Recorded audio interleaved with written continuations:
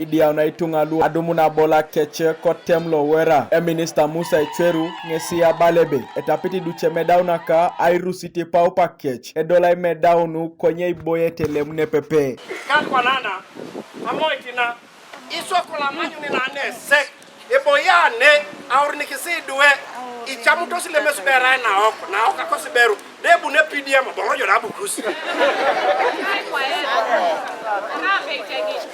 That's not acceptable. No. Ne manya kita ijone boyojo nesubukusi. So I don't want to hear kilomita mare. Areja alokete nebuti kolokara moja. Adawika to mona kanyande. Mame bongo noribo boreda. O chamaki na kara moja itingin. O dume PDM man. You understand? There is no tribalism in this thing. Inyiko kitos akorara bola na naka parish development modo Mary Pisapio na idaro roi kwape manager opportunity bank soroti nesia bale be karaida ejatio kishache konye jasu kwa na kesi advocatate na kaisa kanyare koto makwata.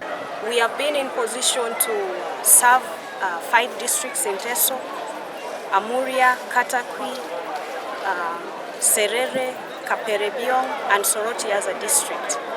And we have registered quite a number of success. In Amuria, we have served already 70% of the circles. They have already been able to get their money. In Katakwi, we are conquering. We have been able to serve quite a number of people. And we are still pushing on. There were some bit of challenges in the processing of the vouchers. This saw the bank coming in to give laptops to the officials to help in the fast processing of the vouchers. And for the past 2 weeks, we have been able to pay close to 2 billion out to the beneficiaries. And we hope by the end of this month, we shall be able to clear all the money to the beneficiaries for the intended program of the government. Angela Akurut na ipolokite somaka Kiereko district alo Amuria nyesi abui sinyiko kitunga aitosoma pia inwe jok.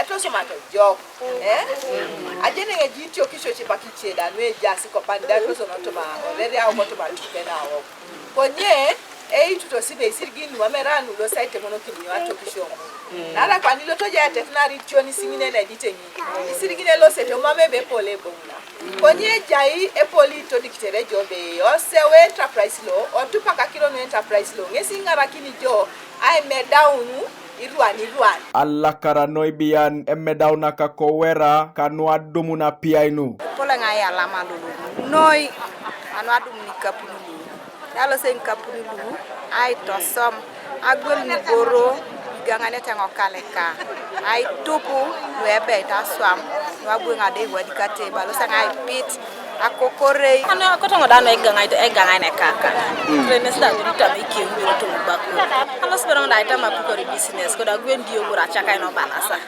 redo la paki ya dumbe ke polo gor na raore tere bonga parne ngodo njakari kapu anu songa swame business otomo strikina luwa nungai medown o karungoli ajasho kede ameda na dulokina yesa yala mare ngoi Kanuka TV East Alfred Atwau ko district alo Amuria.